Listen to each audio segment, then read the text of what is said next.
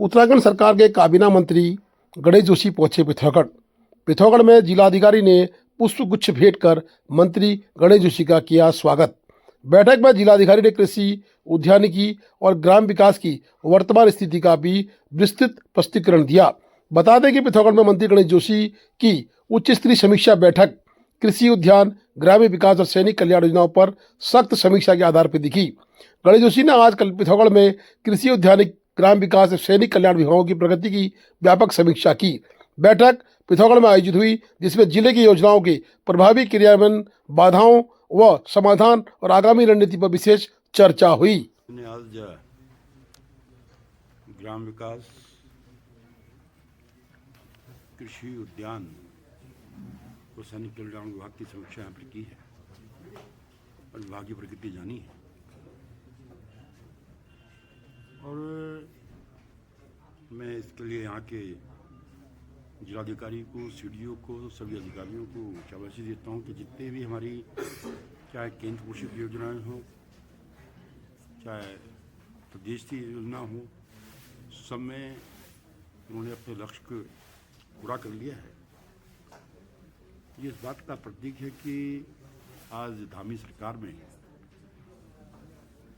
अधिकारी किस भावना से काम कर रहे हैं। और आज प्रधानमंत्री जी का जो एक ड्रीम प्रोजेक्ट है कि महिलाओं को सशक्तिकरण की जो बात की है, उन्होंने सत्ता संभालते कहा था तीसरी बार कि हम 3 करोड़ बहनों को लखपति दीदी बनाएंगे। और धामी जी ने कहा था कि हम 2 लाख बहनों को लखपति दीदी बनाएंगे। विभाग मेरे पास है, ग्राम विकास। अभी तक 1,65,000 लखपति दीदी हम बना चुके हैं। यहाँ भी 10,000 से ऊपर लखपति दीदी बन चुकी हैं। और आज हमारी समूह की बेटियाँ समूह के माध्यम से अपनी आय को मजबूत करने की काम कर रही हैं। हमारा ये मानना है कि अगर एक माँ मजबूत होती है तो परिवार मजबूत होता है, गांव मजबूत होता है, प्रदेश मजबूत होता है, देश मजबूत होता है। और इस दिशा में हमारी चाहे दिल्ली की सरकार हो, चाहे प्रदेश की सरकार हो, पूरी ईमानदारी से काम कर रही है।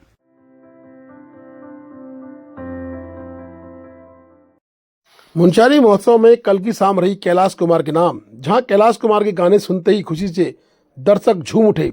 आपको बता दें कि विगत 2 दिसंबर से शुरू हुई मुंशियारी महोत्सव अब समापन की ओर बढ़ रहा है, जहां शनिवार की शाम रात्रि सांस्कृतिक कार्यक्रम में मुख्य अतिथि रहे क्षेत्रीय विधायक हरीश धामी। जहां क्षेत्रीय विधायक हरीश धामी के मंच पर पहुंचते ही दर्शकों ने तालियों की गड़गड़ाहट से उनका जोरदार स्वागत किया। वहीं मुख्य अतिथि क्षेत्रीय विधायक हरीश धामी, विशेष अतिथि पूर्व ब्लॉक प्रमुख मुंशियारी नरेंद्र सिंह रावत, मल्ला जौहर विकास समिति के अध्यक्ष श्री राम सिंह धर्मदत्तू, विधायक प्रतिनिधि जगत मेहर, पूर्व विधायक प्रतिनिधि हीरा सिंह चिराल इत्यादि मौजूद रहे। राजेंद्र सिंह पांगती ने मुख्य मंच पर मां सरस्वती की तस्वीर के आगे दीप प्रज्वलित कर सांस्कृतिक कार्यक्रम का शुभारंभ किया। बता दें कि एक से बढ़कर एक कार्यक्रम हुए। वहीं उत्तराखंड के सुप्रसिद्ध लोक गायक कैलाश कुमार के गानों में खुशी से जनता झूमने को मजबूर हुई। दर्शक इस कड़ाके की ठंड में भी काफी संख्या में सांस्कृतिक कार्यक्रम का आनंद लेने पहुंच रहे हैं। मंच का संचालन भीमराम मासाब व लक्ष्मण सिंह पांगती लच्छूदा द्वारा किया जा रहा है। साथ ही महोत्सव समिति के अध्यक्ष राजेंद्र सिंह पांगती ने सभी अतिथियों और दर्शकों को साधुवाद और धन्यवाद व्यक्त किया।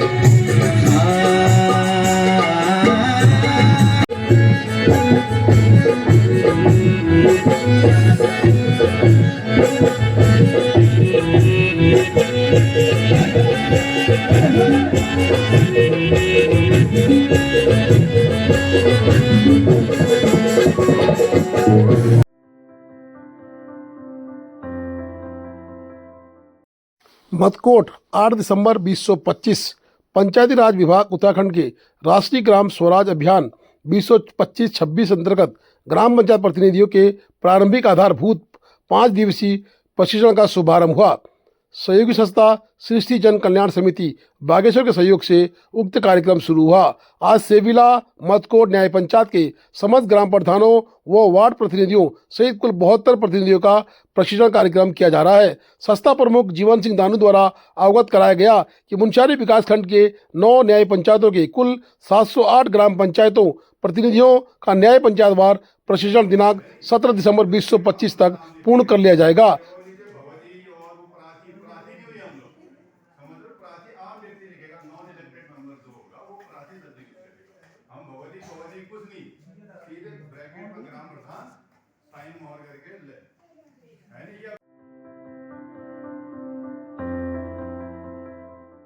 जिला पंचायत प्रतिनिधि विक्रम सिंह दानू ने आज जिला मुख्यालय पहुंचकर एडीएम योगेंद्र सिंह को ज्ञापन सौंपे। ज्ञापन में उन्होंने जिला पंचायत क्षेत्रों में देवी आपदा क्षेत्र की सुरक्षा दीवार, ट्रॉली, संपर्क मार्ग, पुलियाओं की मरम्मत कर आवाजाही सुचारू करने व बोना, गोल्फा, उमडाडा, बिंदी, टांगा, भदेली के आपदा प्रभावित परिवारों को विस्थापन करने, जोसा, लोड़खेत, चुवार पानी, धापा के आपदा प्रभावितों को दूसरी किस्त का धन आवंटन करने के साथ साथ कई अन्य मुद्दों को भी उनके सामने उठाया। उन्होंने एक 40 सूत्री मांगों को लेकर ज्ञापन दिया। अपर जिलाधिकारी ने भी आश्वस्त किया कि तत्काल क्षेत्र की उक्त समस्याओं को निपटाया जाएगा।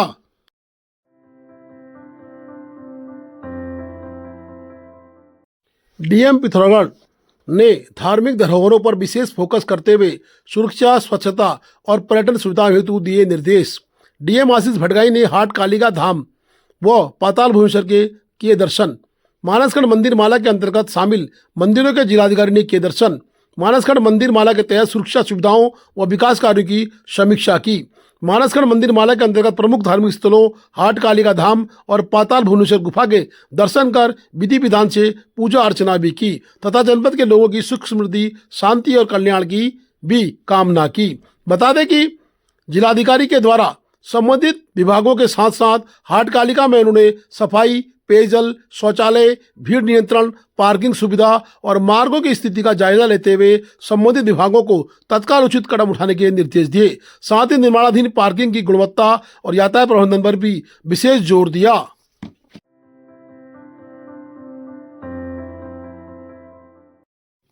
उच्च प्राथमिक विद्यालय कनारी पाभे में कक्षा 6 में पढ़ने वाले छात्र यश और युवराज मुख्यमंत्री मेधावी छात्रवृत्ति परीक्षा में चयनित हुए हैं।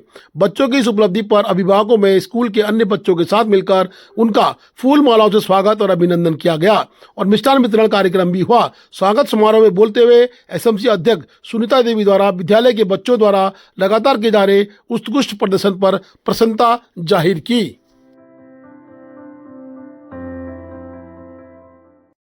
जनता के दरवाजे पर प्रशासन, जन सुनवाई में जिलाधिकारी का सख्त रुख, कोई भी फरियादी निराश न लौटे। डीएम के प्रशासन के अधिकारियों को सख्त निर्देश, देरी बर्दाश्त नहीं होगी। अधिकारी को जिलाधिकारी की 2 टूक चेतावनी। कलेक्ट्रेट में कड़क जन सुनवाई, डीएम भटगाई बोले अब फाइलों में ढिलाई बर्दाश्त नहीं होगी। कलेक्टर सभागार में आज जिलाधिकारी पिथौरागढ़ श्री आशीष भटगाई की अध्यक्षता में साप्ताहिक जन सुनवाई आयोजित हुई।